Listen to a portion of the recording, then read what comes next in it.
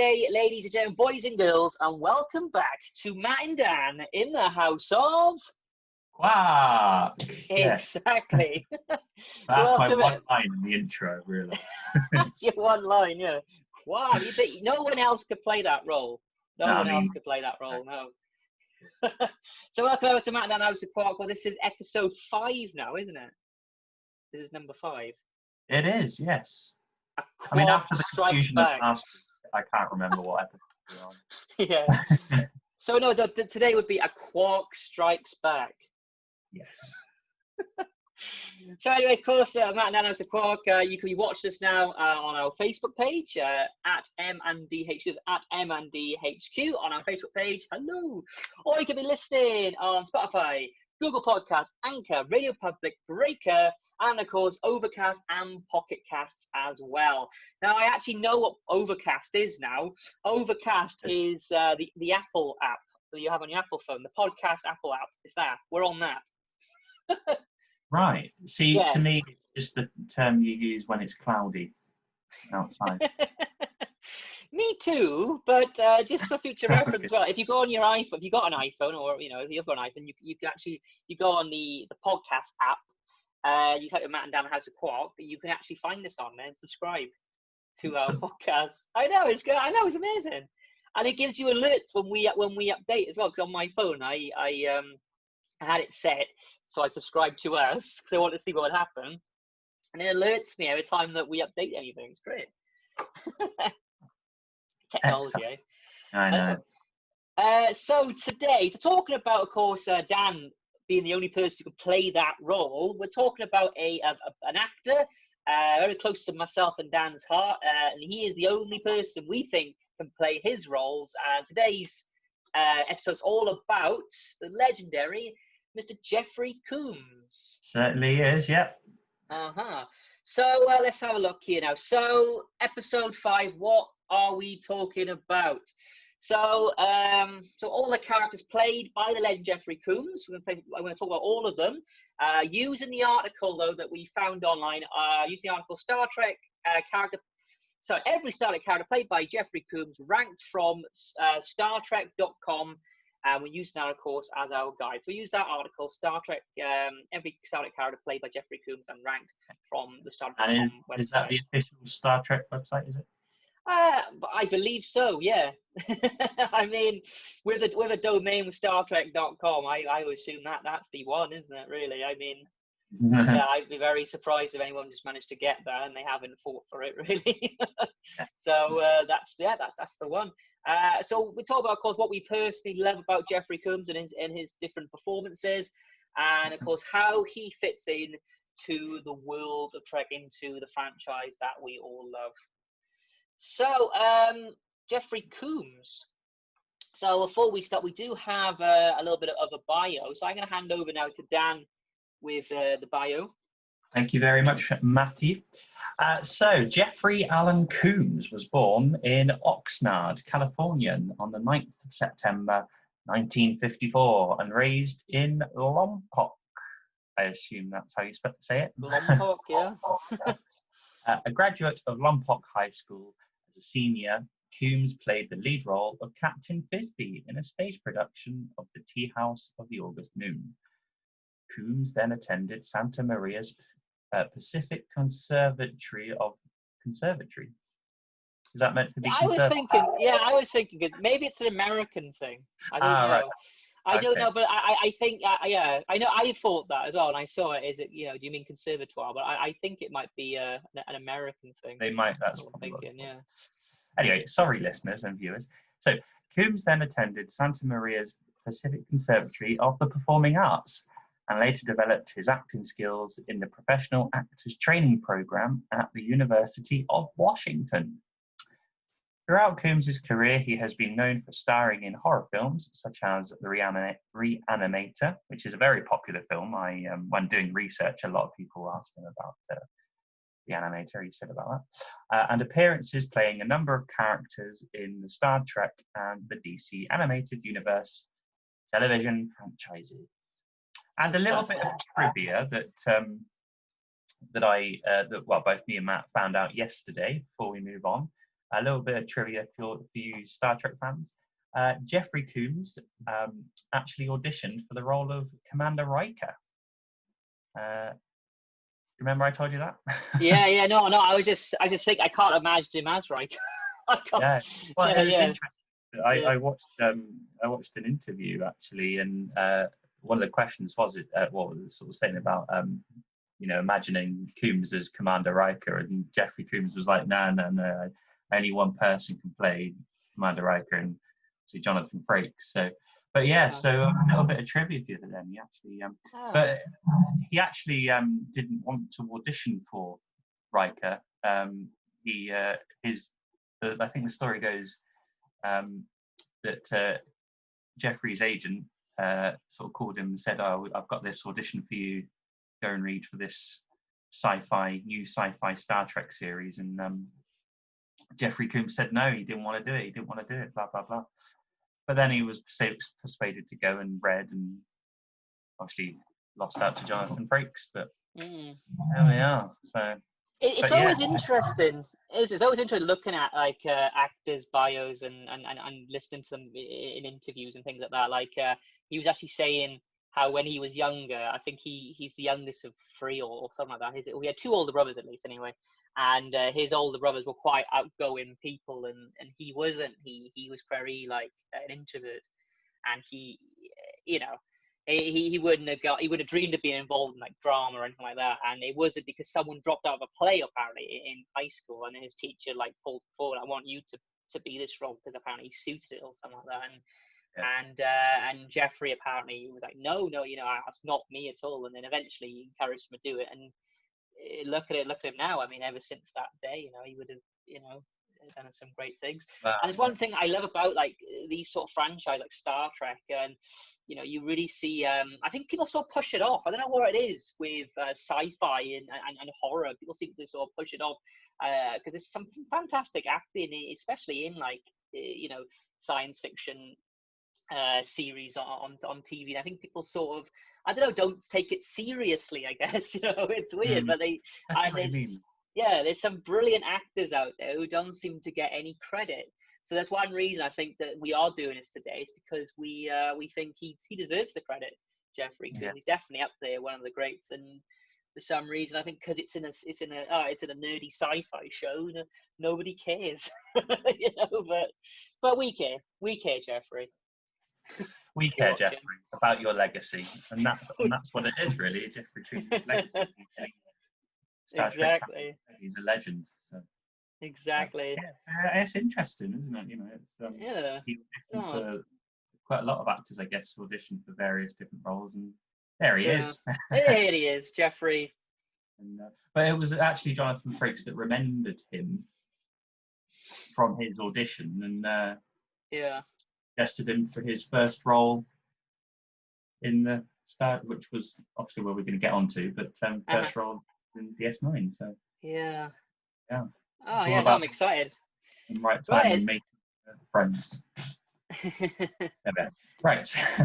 We're going to step into this now. We're going to go through. So we said we use now call, of course, every Star Trek character Jeffrey Combs played in the franchise, and of course they have ranked it. So we are going to use the way they've ranked it. They originally they had used 9 characters across the franchise. However, we are going to explain this now. We're not going to include Suldok. Reason being, this is from the 2003 Star Trek Elite Force 2 video game. Reason we're not going to talk about this is because we actually don't know much about it, to be honest with you. So it would have been 9 characters overall in the franchise. So there is 9 characters he has played, but we're only going to talk about the 8. I have seen videos though of him doing the voice for this character, Suldok, and I got to say, it sounds fantastic. He is basically a Romulan leader, an evil Romulan leader in the game, and it does sound brilliant. And a part of me really does want to check it out. Like, I mean, obviously I have a bit of time now because obviously we're currently on lockdown. A part of me wants to have a go at this game and play it and see what it's all about. And I got to say, it's one of these games. I mean, when I was younger, I used to play Fable. The Fable games. And Fable had a lot of stuff, especially Fable 2 and Fable 3, I remember, had lots of like Stephen Fry, I think, was on there, and like all these big like a lot of British stars as well. Yeah. And I always find gaming in some way, again, it's another art form that people sort of push away as well. Well, it's just voice acting, isn't it? Yeah, exactly. Yeah. So we're not saying it's not important, but we just don't know much about it. Yeah, he does have that distinct voice, doesn't he? So yeah. But, no, definitely, yeah. So, sorry, Soldoc. I'm sure you are fantastic. We do like to know more about you. Maybe me and Dan will play the game one day, and we'll do a podcast just on you. Do a podcast on us playing. What is it? A PC? Little PS2? I think it's a PC game. If I'm honest with you. But yeah, let's have a look into it and see what we can. We'll look into it, and we'll get back to you. So anyway, we're not including Soldoc. So we're going to start with number 8 really it would have been number 9 originally on the article, but we're going to say number 8 now just for to make it easier on this podcast. So number 8's the Hollow Suite Guests, which appears of course in the final episode of DS9. Now, do we have much to say about this? Well, I think this was the final episode of DS9. I think for a lot of people that wouldn't know unless you knew. Or for instance, it probably said on the credits, but unless you knew, you wouldn't, I think, spot him, which is quite interesting. I think it's quite nice of them to include him, even if it's just in the background. Obviously, he played. I think most of his roles were on DS9. I would say. Yeah. So they were. Yeah.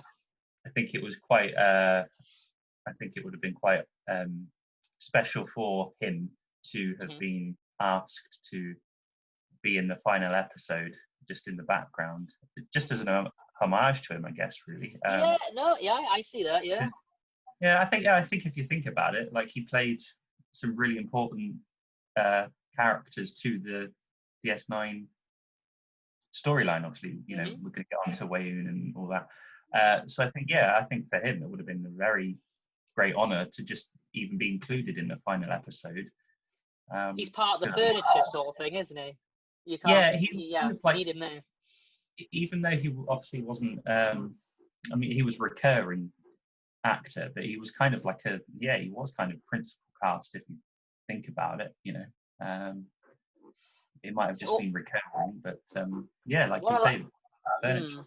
Yeah. So what I like about this, apparently it's caused a lot of sort of kind of like fan fiction or fan debate about what this character actually is. I mean, is he part of the holographic simulation, or is he someone who works at the station, or is he a Wayun clone who's like, observing, or there's loads of different things that people branched off from it, which I think is brilliant, and it does open so many doors. I mean, is he just a simulation, or is he actually someone who's part of the Deep Space Nine, and he's just come and joined the party? And I don't know, he does. And he could just be like a shopkeeper or something. Or exactly. Yeah, exactly. So there's a lot of talk about it's just something simple. I mean, it's literally just an extra there. Which I love, because like I said, I think that's really sweet just to be included in the final episode. He played so many important characters, and I think it's quite.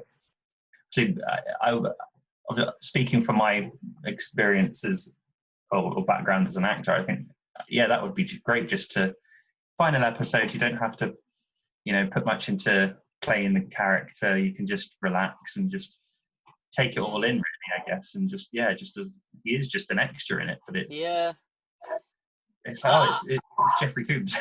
Yeah, and I definitely, the way as well they positioned him as well, in the frame, they definitely got him in a place where they want you to see him. He's right in front of Vivian there. He's right in front. You can't miss him. You are going to see him. So it's not as if like they ran out of extras and they thought, Jeffrey, do you mind just jumping in or anything like that? They obviously done this for a reason. Yeah, and you can see him. He's looking.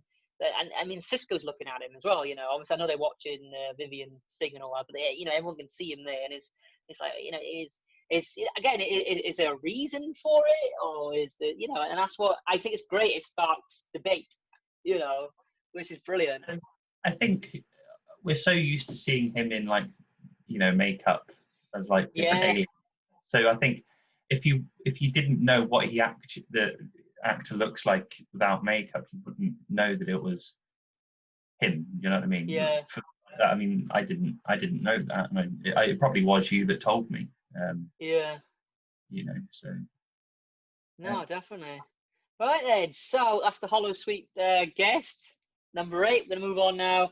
Number 7, Penk. Of Penk. course, Penk. He first appeared Voyager season 6, episode 50. I get Dan to read out the name of the episode. 'Cause he says it better than me. It's Sunkatsi. Sunkatsi, that's it. Yeah. I always say it wrong, or I say it in a weird voice. Sunkatsi. Sunkatsi, but yeah, it's Sunkatsi because Sunkatsi, of course, is a martial art.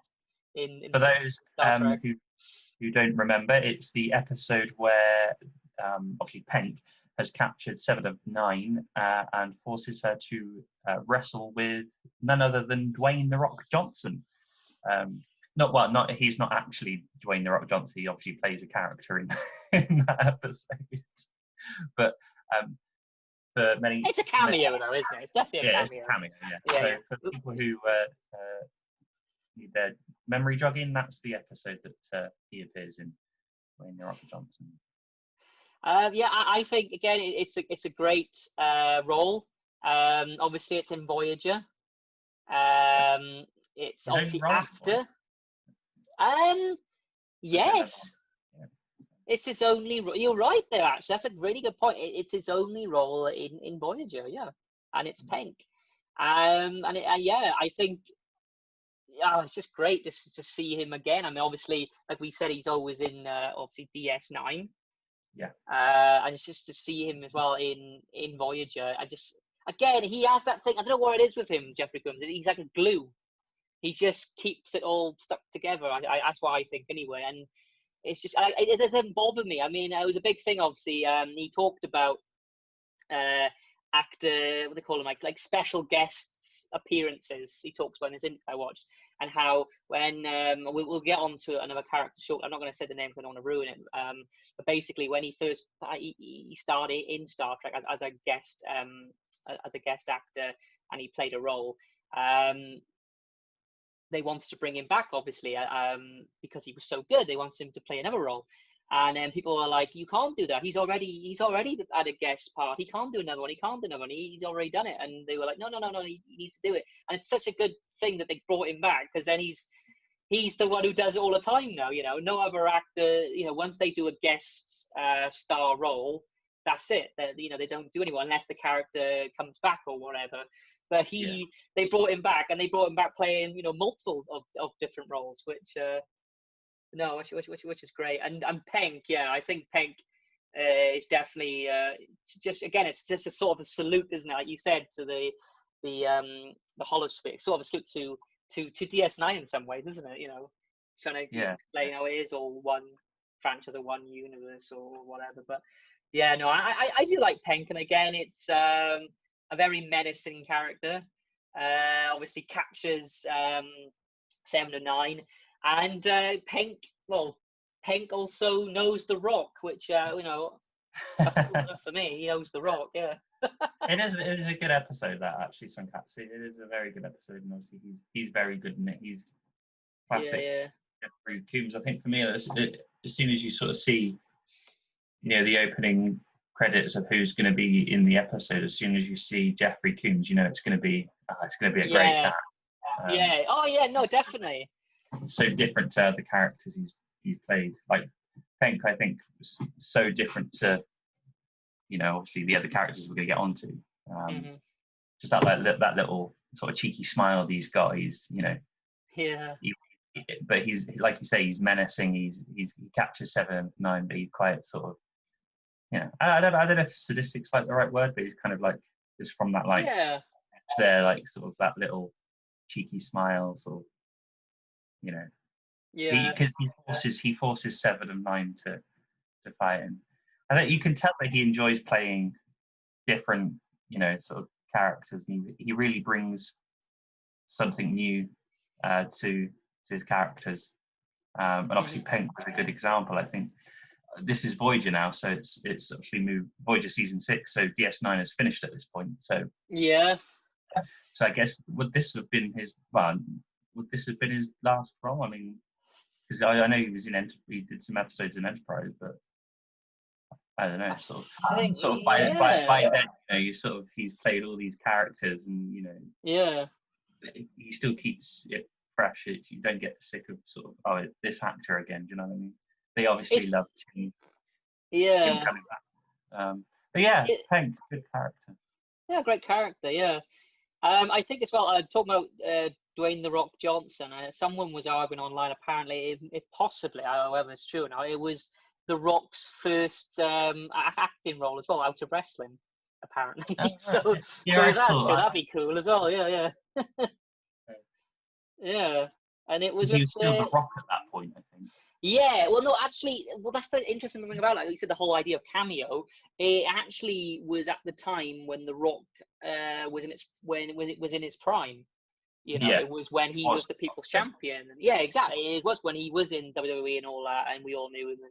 And all that. So for him to star in Star Trek as a fighter, it's just brilliant, And in fact, it's funny you should say that, because one of the interviews I watched yesterday in preparation for this episode, he was talking about Sinkatsu and Penk, and he said when he first met The Rock, he called him The Rock. He said, "Oh, nice to meet you, The Rock," and The Rock just said to him, "Call me Dwayne."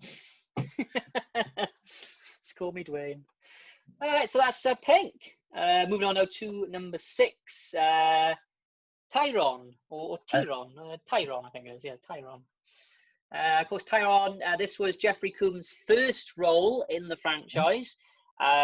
Deep Space Nine, season 3, Meridian, episode 8. Meridian, of course, was the episode as well when Dax basically falls for that man on that planet, with a planet that keeps going back and forth different dimensions, something like every 45 years or something like that, wasn't it?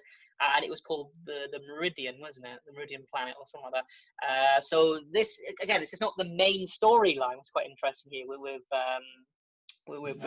Tyron, is it? Or Tyron? We'll say Tyron, is it? Yeah, Tyron.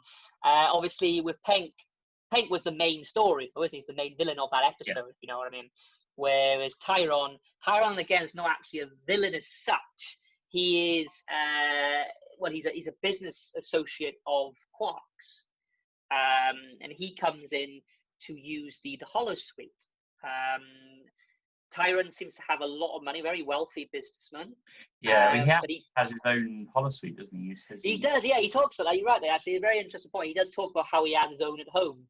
So he's sort of rich, wealthy man who has money just sort of spare, right? Because he says, he says, doesn't he? It's just a little present I bought myself. He bought himself a holosuite, and a holosuite's really expensive, really cheap. I mean, Well, I can imagine being quite dear holosuites, especially if Quark's using them, to make money off, Yeah. But again, so Tyron here, this is Jeffrey Combs' first role. It is not, it's a sort of a subplot to that episode, isn't it? It's not the main story. The main story is, isn't it? Yeah. Yeah, exactly. The Meridian is the main story with Dax and that man, and we all get that bit. But this bit is again, it's a subplot going on.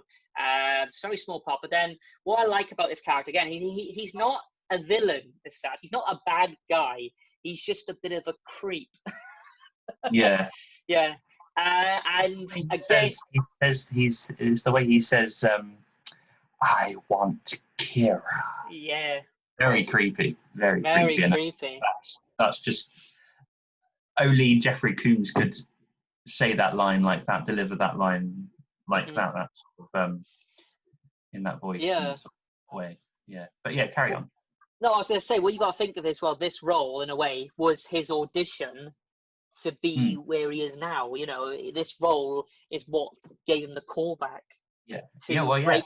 Yeah, to break that whole guest actor, guest star thing. You only do it once or whatever. You play the same role. He broke that thanks to this performance. So we have a lot to thank to for this role of Tyron or Tyron. It's quite an important one, really, like you say, because if he had, any other actor had played it sort of, differently, they might not have been offered other roles. But I think it's a testament to Jeffrey Combs's acting ability and the way he plays his characters.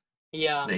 That he did sort of get asked to call back. He obviously impressed a lot, and like you say, is a very interesting character because he's not a villain,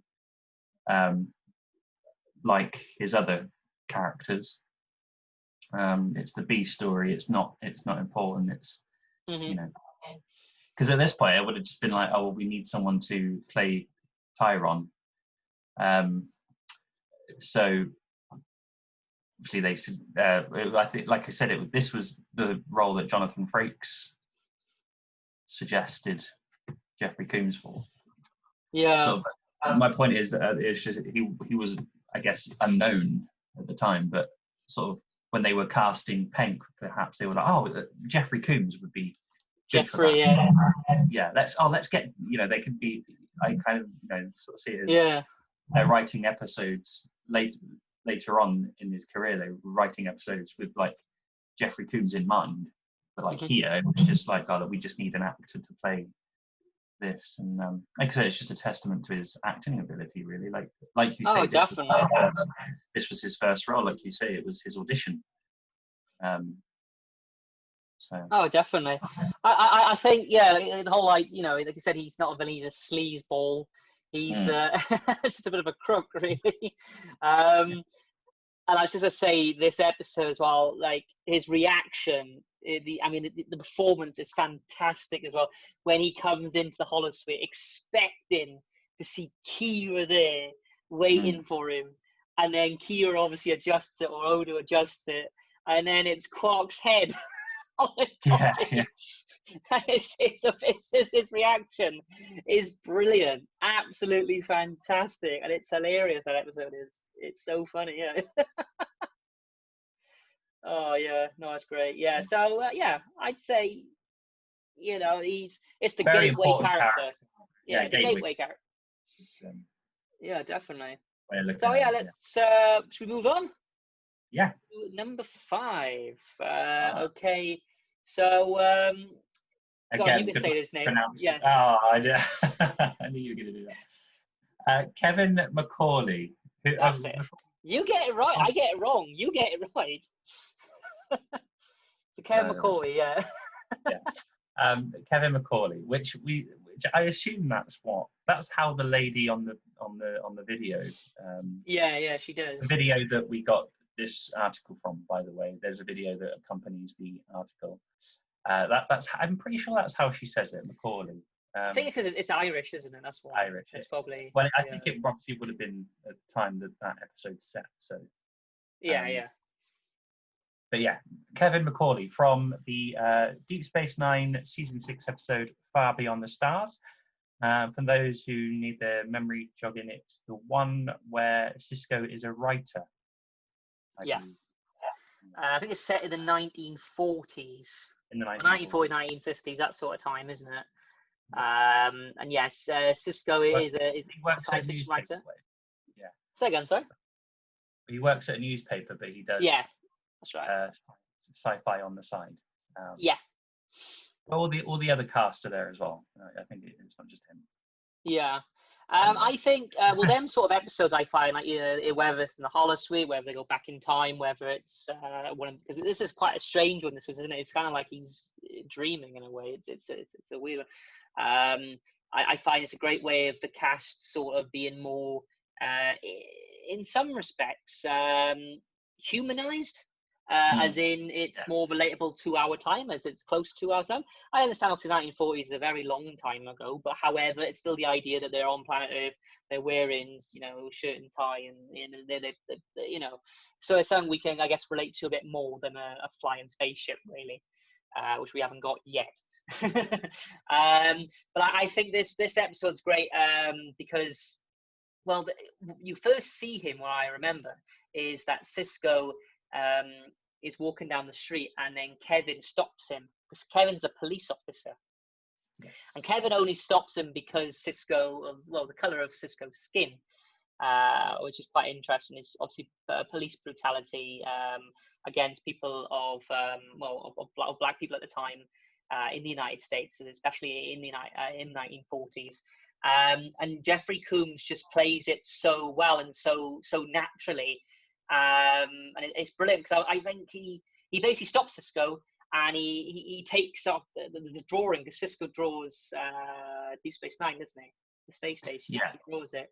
And Kevin snatches it from Cisco and goes, "Oh, what the hell is this? And where do you think you're going?"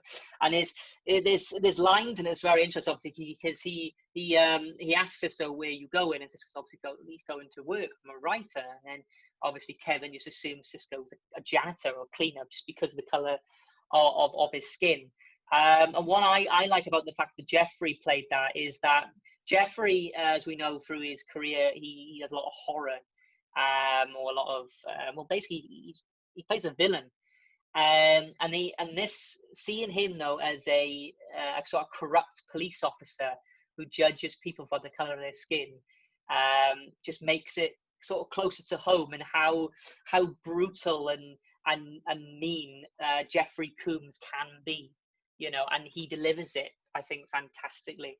I really do, especially within this character, because it's more of a human character. Well, it is a human. I mean, he's not got all the makeup on now. We actually see him, how he can use his own eyes, his own cheekbones, to really show that he can be a massive, horrible person. I'm trying not to swear there, but you know what I'm trying to say.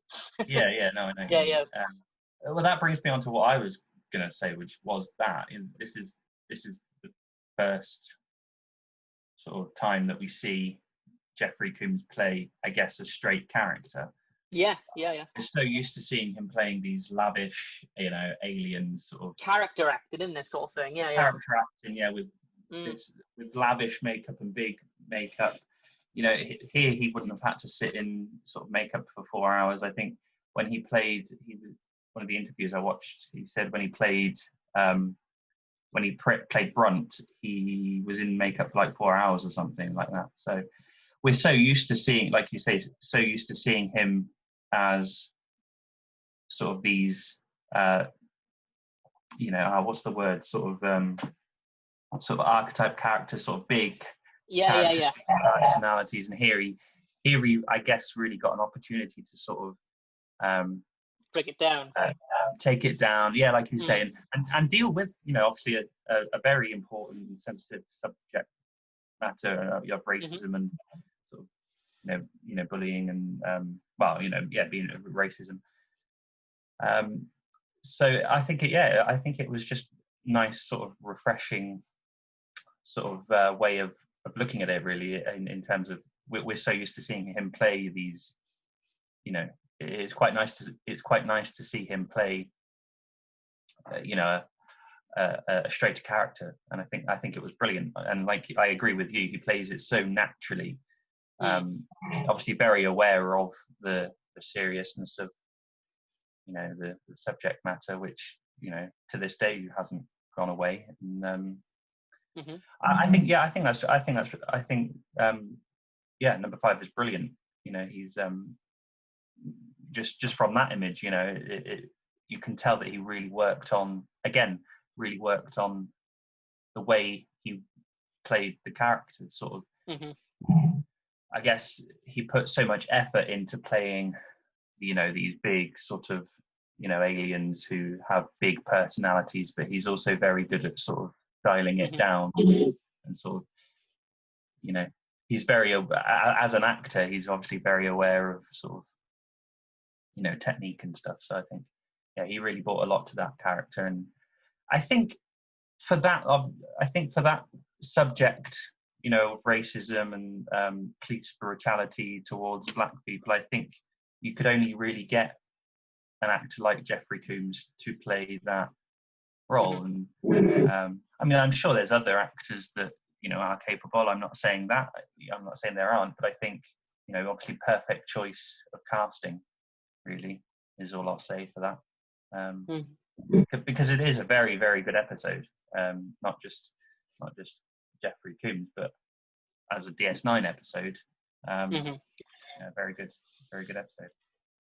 I think it's just great to see him, like you said, take off the makeup, and get to, again, use his own cheekbones, use his own ability to, use his own instrument. He hasn't got to dress himself up anymore. He's himself, and he plays it, and it really shows how he is a great actor. And again, like we say, he's very underrated actor. And is it because of science fiction? Is it because people go, oh, it's just a science fiction show? Who cares? Which I think when I first watched this episode, I didn't realize it was him, and then I was like, oh, that voice sounds familiar, and then I realized, if you do listen carefully, he has all of his characters are different, but he kind of brings obviously that sort of, he has that unique way of playing his characters, and I think you can sort of tell it's, oh yeah, that's Jeffrey Combs, that's the guy who plays Brunt, that's Wayne. That's how I reacted to seeing him, and like I say, it's just refreshing to sort of see him, out of makeup and play a strange character. Oh, definitely. Quite nice. Oh yeah, brilliant. Definitely one of the top ones. Then I'd say it's Kevin. Definitely. Right, so we're gonna move on now. Ready to move on? Yeah. We're gonna move on to number 4, Creme. So Creme, of course, appeared Enterprise Season 1 acquisition. Say again? Sorry, I said that's how he says it. That's how he says his name. That's not just me being weird. If you watch it. Anyway, sorry, carry on. Enterprise Season 1 acquisition. This is the first time, supposedly in the timeline, that this is the first time the Federation, well, not the Federation, it doesn't exist then actually. Let's say Starfleet, or let's say Earth. Earth's probably the best way of describing this. First time Earth gets in contact with Ferengi, and they don't even know what they're called at this point. They never. They don't even know that they're called the Ferengi, do they? No. So this is an interesting episode. So, what would you say, Jessica? It's not just Jeffrey Combs in this who does a guest appearance either, is there? No, a little bit of trivia for you. So obviously, for those who again don't know, this is obviously, as Matt said, the episode where the Ferengi board the NX-01. Very good episode. It's not just Jeffrey Combs in this episode. Some people might recognise another Ferengi in this episode, played by none other than Ethan Phillips, who is better known as Neelix on Star Trek Voyager. Again, another great actor who played another iconic character. The name of the character he plays in this episode, I admittedly don't know, but again, you sort of watch his performance and you don't go, oh, that's Neelix. You go, oh, that's the guy who plays Neelix. He's very good. Yeah. So yeah, a little bit of trivia for you there. The guy who plays Neelix is also in this episode, and it's a fun episode. I do like this episode. Yeah, I think what you said there as well, obviously the guy who plays Neelix is in this as well. I think Jeffrey Combs, what he's done, he's opened sort of a door where the writers and producers have seen that fans do actually like when that happens.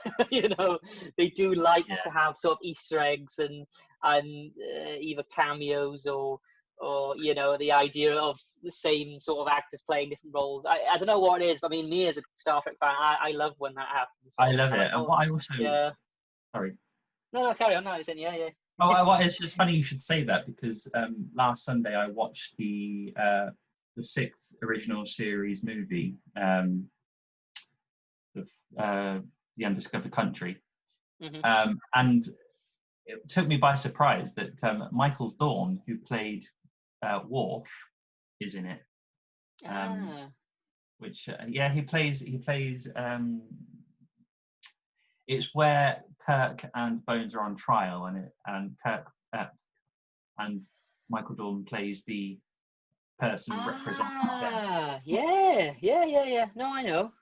So I agree with what you're saying. It is quite cool as Star Trek fans to go, oh my God, that's the guy who plays.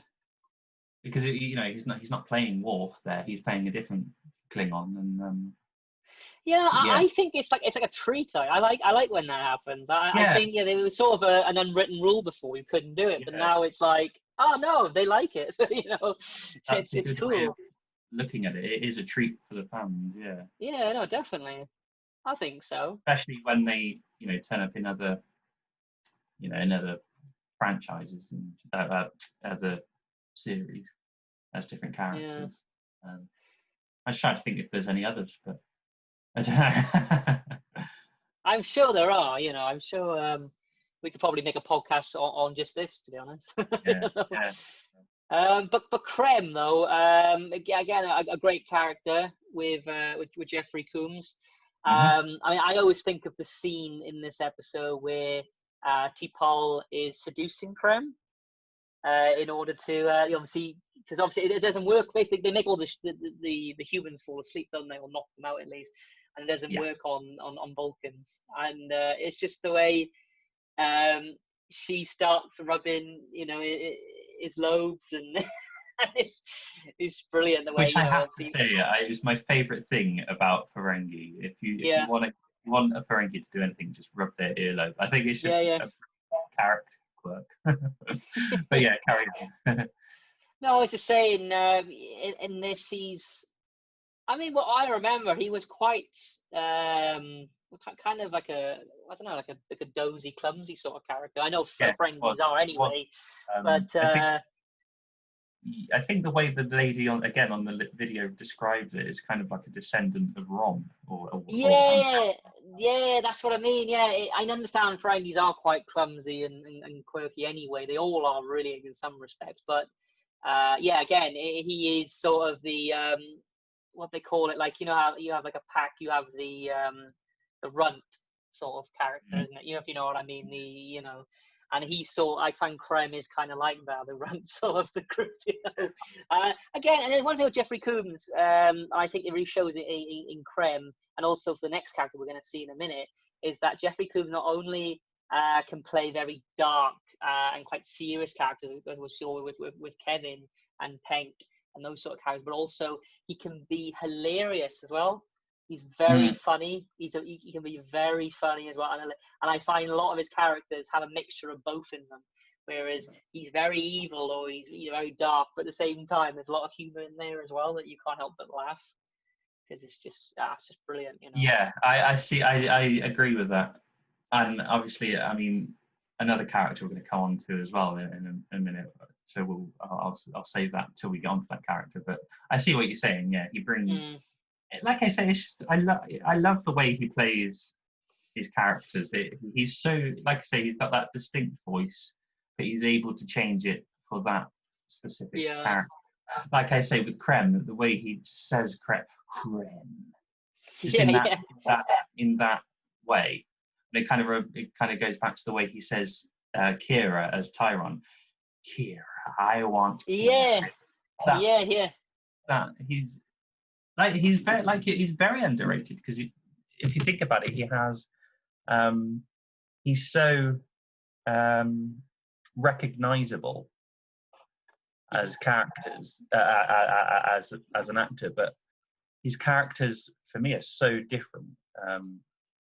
He brings something new and fresh to each one, and especially with number 3, which we're going to see in a minute. So I'll save that for number 3. But yeah, with Krem, you say, a great sort of comedic chance for him to play a sort of a comedic, clumsy role, as opposed to sort of, even though obviously the Ferengi are crooks, he's not, like I say, he's kind of like the Rom character, isn't he? So no, definitely. Play something different than he's used to. Yeah. And it's just brilliant. Yeah, that's what I'm saying. It's just brilliant. It's just great. Again, it's another salute to him, isn't it? Obviously, this is a bit lot later than DS9, as in, obviously release-wise, and it's just Enterprise. Good for the fans, isn't it? For the fans, it's all about as well. And he's the glue. I always say. I think this goes back to what I was saying as well. When obviously the writers were writing Acquisition, sort of writing the character of Krem, I think this would be a point where it's like, they obviously could have sort of written it for Jeffrey, rather than go, who are we going to get to play Krem? Jeffrey Combs. Like, so I mean, he's now at that stage of his career that definitely. The Star Trek writers are sort of, right, this character is for for Coombs. You know what I mean? That's Yeah, no, definitely. my point anyway. Yeah, no, I 100% agree with you, 100%, yeah. So yeah, number 4, Creme. We like Creme. Okay, we're moving on now to number 3, Brunt. Number 3, of course, but this is start of a what's the word I'm trying to think of? He continuously appearing character. He obviously keeps going. He's not just a one-off. Reoccurring. There we go. Reoccurring character. So of course throughout DS9, but he first appeared in season 3, Family Business, which is of course episode 23.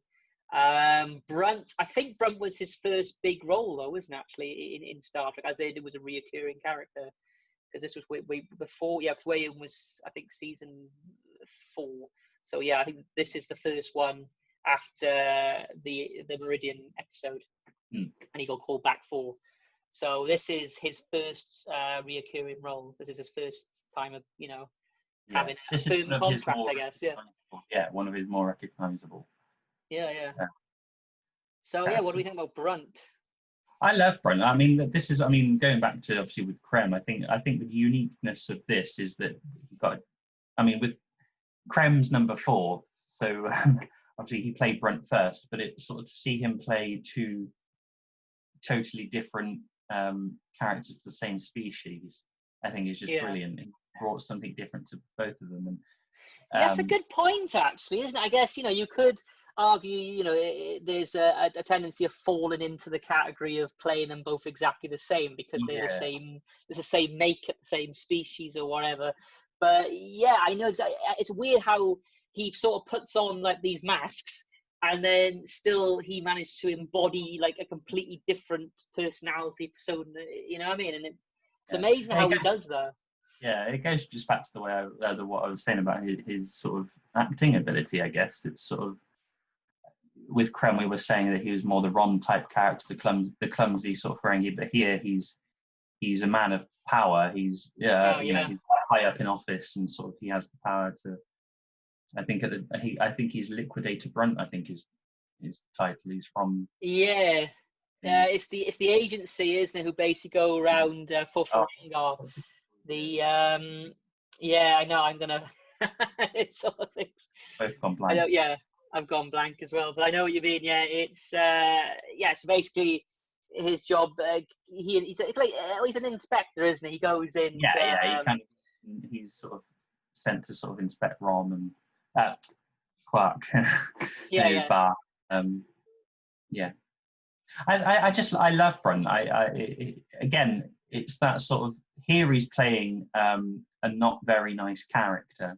But he still manages to bring some humour to it, especially in one of my favourite DS9 episodes, The Magnificent Ferengi. Yes, yeah. The episode where the Dominion have captured Quark and Rom's Moogie, and they go to rescue Moogie, and they get all these different sort of Ferengis together, and Brunt's one of them. And just in that episode, he brings a lot of sort of sort of funny little quirks. Well, again, he's not your typical antagonist, though, is he? Really, as in, there are times, like you said, the Magnificent Ferengi is when Brunt actually has to team up with Quark. I mean, because we first see him, he's like, he hates Quark, because Quark gets in trouble because of Quark's mother, isn't it? Obviously, because she was making profit, and women are not allowed to make profit. And it's the FCA. That's who he works for, the FCA. The FCA then are the ones, obviously, they're the agency who basically sort it out, and Brunt is obviously a representative of the FCA. So yeah, you could see how Brunt, because he's very what's the word again? Kind of like sleazeball. He's very he just wants to trip up Quark, basically. Take over the pub, sort of bit of an egotist, isn't he, at the start? He's kind of like bit of a snob. Yeah, exactly. Yeah, but then you also see Brunt actually isn't all that bad, Brunt, because obviously the Magnificent Ferengi, they Ferengi's got a sort of, even though they obviously care about profits and all that, they also do care about, they kind of stick up for one another, don't they? They do stick up for their own kind, the Ferengis seem to. I think it really does show that with Brunt. Even though Brunt is considered against Quark's, in a way, he is Quark's arch nemesis, but Quark ends up having to work with him anyway, and they end up being, obviously, or when Quark, of course, becomes the Crown Maker, he's kissing Quark's feet, it's just brilliant, and it's hilarious. Well, Brunt is just a funny character. It's just he's funny, but obviously you do sort of have those moments where you go, oh, bloody. I don't want to swear, but like, oh, Brunt, no, definitely, But that's what I mean. That's what Jeffrey Combs is so clever of, just playing. Clever. Brunt. That's a good word. Yeah, he's very clever. It's just clever. like just what he brings to his characters. Yeah, no, definitely. Something brilliant. Right, so that's number 3. I think we're ready to go on number 2 now. Yeah. So this is number 2. I think this is Dan's number 2 as well, but this would be my number 1. I think this might be your number 2, and I think. No, the other way around. Show me, and then because I've forgotten which way around. You ready? So this is around they are. This is according to the Star Trek website. Okay. Where you? Yeah, this is my number 2. This is your number 1. This is my number 1. Yeah. So number 2, where you, of course, appears throughout DS9. He first appeared on season 4. I was right, season 4. The episode To the Death, episode 23. So Weyoun, again, my favourite Jeffrey Combs character. But well, I'm gonna start with you, Dan. What have you got to say? I love Weyoun. I think. Again, I mean, for a lot of people, this obviously would have been the first time we sort of see. We're sort of getting used to. The same actor playing different characters, and it's go, okay, well, what is he going to bring to this character now? Do you know what I'm saying? Yeah. I love Weyoun. Again, it's sort of he's part of the Dominion, and he's sort of this. He's meant to be an antagonist for everyone. He's obviously not the leader of the Dominion, but he's there, isn't he? I know what you mean. Yeah. I'm trying to, Well, he has the white, isn't it? The white stuff, obviously, for the Gem Eldar. He has all of that. Obviously, I know what you mean. The founders are the in charge, really. They're gods, aren't they? But yeah. So we see him as this sort of person on the baddie side, I guess. But you can't help but love Weyoun, and I think it's just the cheekiness of Weyoun, and a lot of Star Trek fans would. I mean, for me, when I think of Weyoun, I think of a specific gift, which is of Weyoun just going fascinating.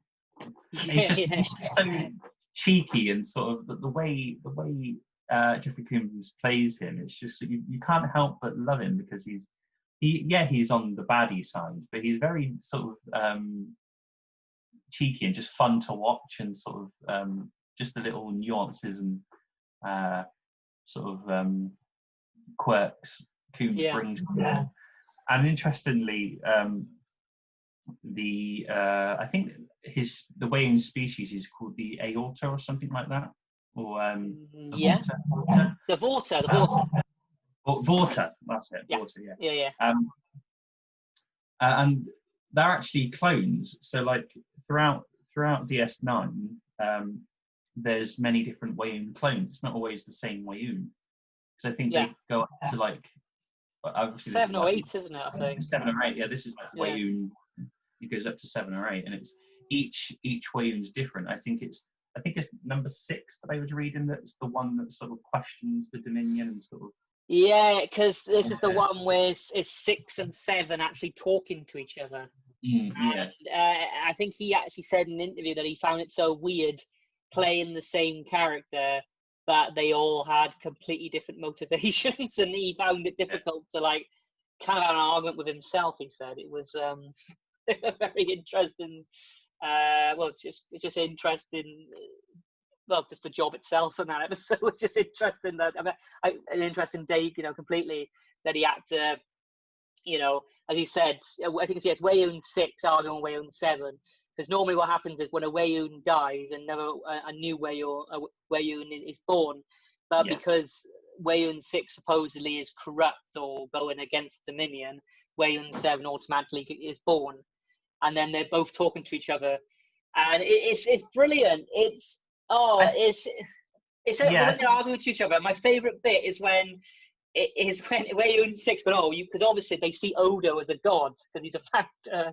And they go, "What do you think? You against Odo? You think Odo's a bad guy?" Weyoun 6 says to Weyoun 7, and Weyoun 7's like, "No, I would never say that about Odo."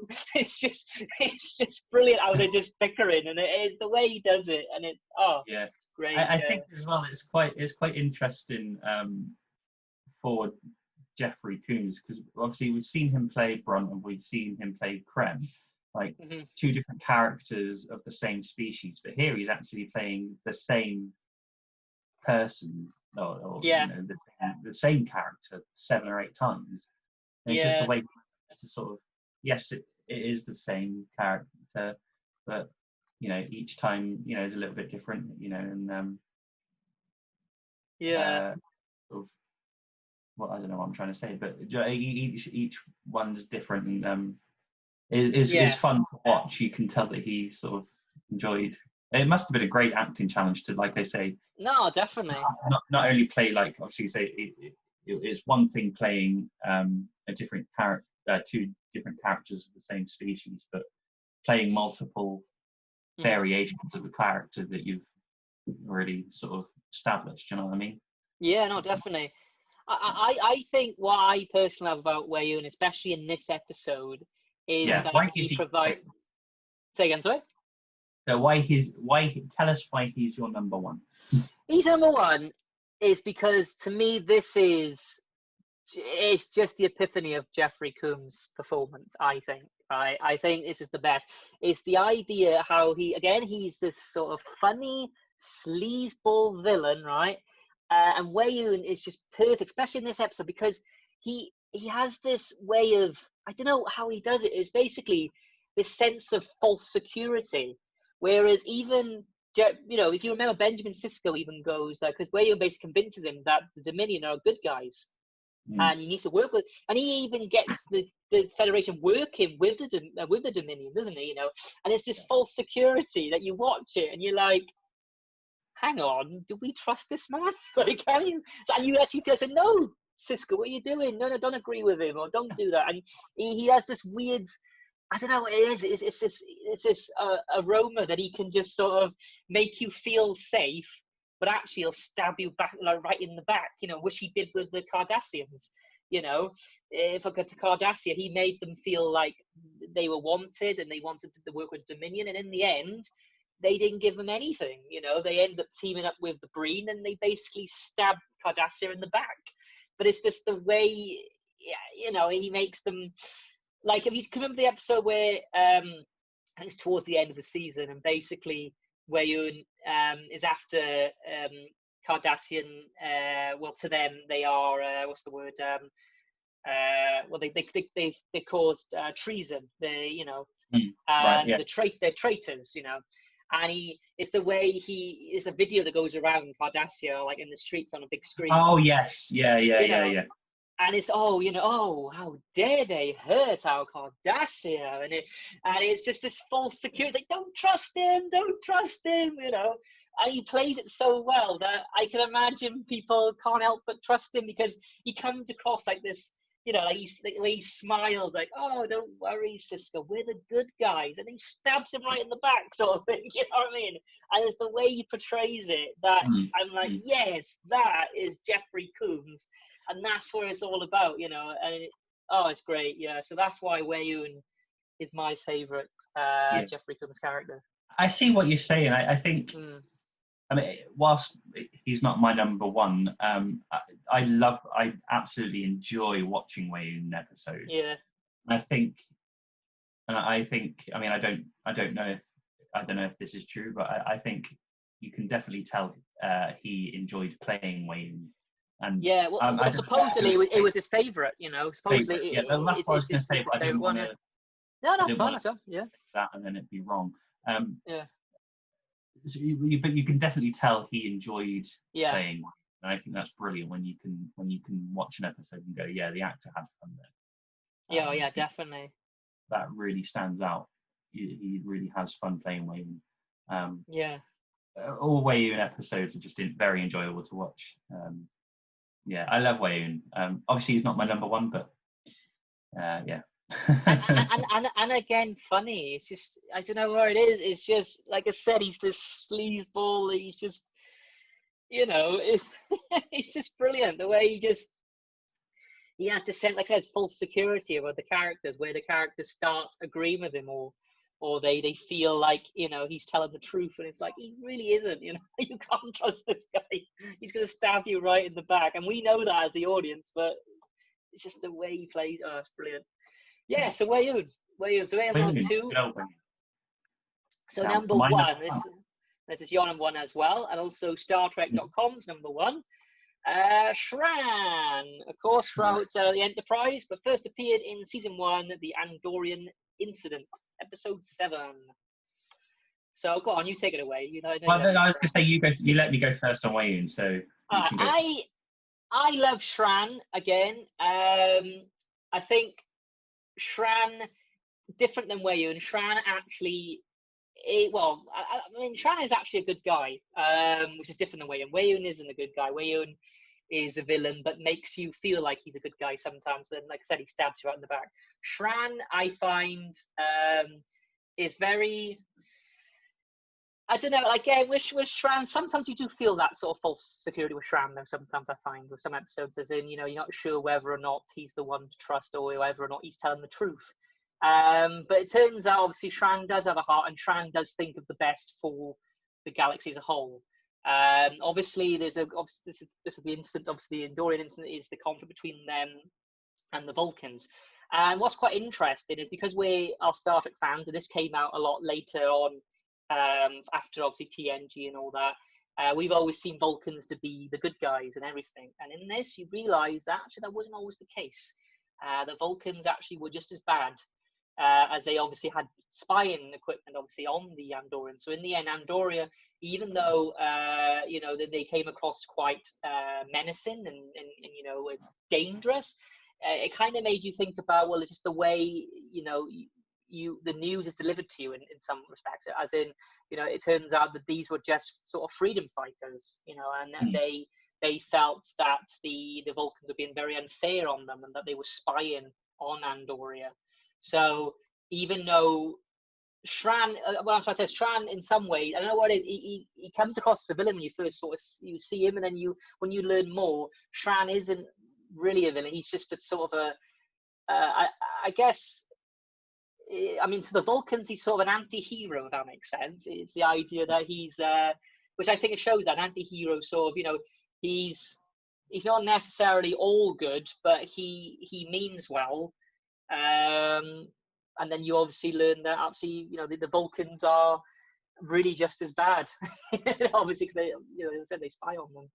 But yeah, I love Shran. I think Shran is definitely one of his top performances. I'd say he is my number 2. That's what I'd say. Yeah. Well, he's my number 1 for those reasons, I guess, that you just said, and for the same reason that you said Wayne is your number 2. Just for me, this is Jeffrey Combs. It has everything that we know to become so. It is a recognizable sort of classic Jeffrey Combs character. You've got just what he brings to it in terms of sort of from an acting perspective, facial expressions, the way he uses his voice. I think for me, like it's not. I don't want to use the term catchphrase, but he says it a lot. Is he calls Archer pink skin? Pink skin. Yeah. Skin, yeah. But just the way he says it, it's very Jeffrey Combs, and it just. I mean, it's just no one else could sort of deliver it like that. And I love. Yeah, I just from an acting perspective, I just love watching him play Shran. Just the way he plays him. Just at the start, we're not very sure of Shran. Is he a good guy? Is he a bad guy? And very sort of, what's the word? Sort of not apprehensive, but sort of he doesn't judge the humans, or just what's the word that I'm looking for? He's very unsure of, Yeah, like, yeah, he doesn't trust easily. yeah. But he's a very powerful. He is the representative, I guess. He's of Andoria. Mm-hmm. I just, like I say, it's just, for me, what I like about it most. It is just a classic, for me, my favourite sort of classic Jeffrey Combs character, because again, he has all the different qualities, but bringing that sort of essence of Jeffrey Combs. You know that it's played by Jeffrey Combs. And again, that sort of the humour aspect of Shran, I think, as well. He is that kind of. He just keeps turning up, and what I love is he just keeps bumping into Archer, and it's that sort of Archer and Shran sort of. Yeah, no, I know what you mean. Yeah. But one of my favourite Shran episodes is, I've just googled it on my phone just to sort of. It's called. It's from season 4. It's called The Anar. The Anar. And it's where they go to to Andoria, and they find those white the blind white Andorians. Yeah, I know what you mean. Yeah, I can't remember what they're called, but yeah. No, they're called the Anar. The Anar, yeah. That's what I just said. Oh, did you? Sorry, Well, I don't think I could hear you. The episode is called The Anar. Oh, right. No, my microphone, my headphones distorted. That was all. Sorry. Yeah. Right. But I just love that episode because we see a different side to Shran. We see a very sensitive sort of, very, like I said, just a very sensitive side to Shran. And we're used to seeing this sort of tough, sort of mean, funny, warrior, sort of soldier. We get to see him play a more sensitive sort of, and it's again just Jeffrey Combs sort of exploring. He's very good at exploring his characters. And there's a word I want to use, but I can't remember what it is. But it's a word for, like, he's very sort of patriotic. He's very patriotic. He loves Andoria, and like you say, he wants what's best for the galaxy and the universe, but he also wants what's best for his people, his homeland of Andoria, which I just love, and you can definitely tell that. Again, he enjoyed playing Shran and just exploring Shran, much like he explored Wayoon and all of his other characters. But for me, I love Enterprise. I really connected with Enterprise anyway, and I just think, for me, Shran is just an iconic character of Enterprise. Do you know what I mean? Yeah, no, definitely. I think, like you said about the being patriotic and all that, and I think, and also like that episode as well, it really shows his soft spot, doesn't it? Obviously, because he falls in love, and I think in a way, because he's quite an angry character, like he's very pig-skinned and all that, and he's very kind of in a way judgmental. But however, I think it really shows what Jeffrey Combs really did show throughout the character development as well throughout the season, is that there's a reason for it, though, isn't it? The reason he is quite an angry person, it is because of he feels Andoria, which he's very passionate about, is being treated unfairly. So that's why he judges Vulcans. That's why he's the way he is, because. I mean, at the start, I said you take the sides of the Vulcans because you assume they're the good guys. Vulcans, they've always been our friends. And then, actually, like I said, not always the case. They actually were the bad guys in that. I mean, with the performance-wise, I mean, I'd like to show, if that's all right with you, please a video clip of. Hang on 1 second. So what we're going to do? So I'm just going to go back there now. Right. So yeah, here we are. So what I'm going to do now, ladies and boys and girls, I'm going to show you a clip now from just some performance. We're just going to watch just a couple of minutes of it, not the whole thing, don't worry, just a couple of minutes of basically some sketches featuring an actor called Jimmy Cadney. This is basically where, according to Mr. Jeffrey Combs, he says he based a lot of his performance on Shran. Well, basically, he was inspired by Jimmy Cadney when he portrayed can't speak now, Shran. So yeah, I every single character name in my head apart from that one. So let's have a look and just see if we see any relation to it, basically, or if we can see what he's talking about. For those of you, of course, listening, obviously you can't see it. Just type it on YouTube if you can, or you obviously can listen to it now with us. But type it on YouTube as well. Jimmy Cadney, the best of Jimmy Cadney. You can watch it with us there. But anyway, let's get watching and see what Jeffrey was talking about. Let's have a look.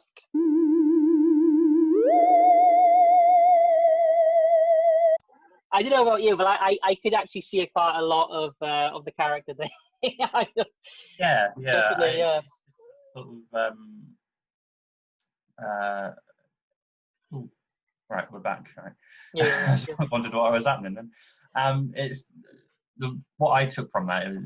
Just the different sort of mannerisms and sort of approach to acting, and just the way he layers the character. I guess there's a lot of different elements. Of Shran, that sort of the comedic element, that sort of slapstick element. Yeah. But that also that sort of mean, sort of tough man type thing, and sort of very that's it really. That's what I think it really takes out I don't know, sort of that the hyper realism from it. You know, the whole like I said, Shran's quite a big character. It's just the way he sort of portrays him, because when you think about it, it's realistic, it's real, like it's naturalism, but it's also not at the same time. It's got quite a melodramatic sort of elements to it as well. It makes it quite hyper realistic, you know what I mean? And I can see that in the performances of Jimmy, and I can really see where he takes some of that sort of the different elements out of it and really shows it in Shran. I mean, after watching that interview and then watching that, I was like, I can see what he's saying now. I can actually see, how he has inspired quite a lot in that. Like, I can see Shran sort of slapping someone, you know, and pushing someone, which he does, you know. He is quite a physical person as well, and it really shows in those performances. I say what's interesting. Well, we talked about obviously him using a lot of, say, character acting and wearing these big masks and things. Is he was talking about in this interview as well, playing Shran, and they asked him about his antennas and how they moved, and he actually worked with a puppeteer. I watched the same video. Yeah, and he talks about, doesn't he, how obviously the puppeteer and him had to work together to decide when they would move. Different emotions mean different things, like angry, I think was sort of back. Well, again, which is another element, another level of how to portray this character of Shran, and even how his antennas would move with the way he talks or the way he feels, and the fact that a puppeteer had to work with him on that. It's it's good. No, definitely. I'd say my number two, but definitely one of the top. I mean, I think Shran and Wayoon are like definitely. Like even Brunt, I guess, like I was saying, the three that you sort of most associate with Jeffrey. Yeah. No, definitely. And that's not to say all the others are great in their own way, because there obviously are some that you don't recognise. Oh, that's Jeffrey Combs. Yeah. You know what I mean? So, like with the Kevin thing, it's without makeup, and you weren't to know. He's very, very good. Oh, definitely. All I like to say is definitely that Jeffrey Combs, as we keep saying, he's a really underrated actor.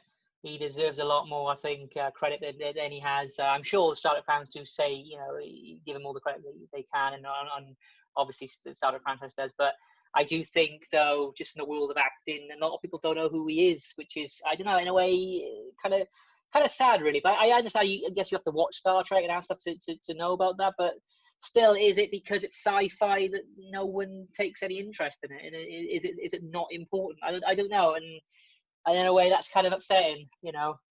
I mean, you get some. I know what you mean. You get some great actors out there, won awards and things. And Jeffrey Combs, definitely a great actor. But I mean, you never really hear people talking about him unless it's about Star Trek or I don't know. And I just think he's one of these actors. I think he's definitely one of the greats. And that's why we made obviously this episode today. He's definitely brought a lot to the Star Trek franchise, the whole, really. So I sort of, it would be different if it wasn't, Jeffrey Combs. I think he has that sort of unique way of playing, like I've been saying, unique way of playing characters and interesting. I think Jeffrey Combs again. He brings another depth to the franchise. Something new.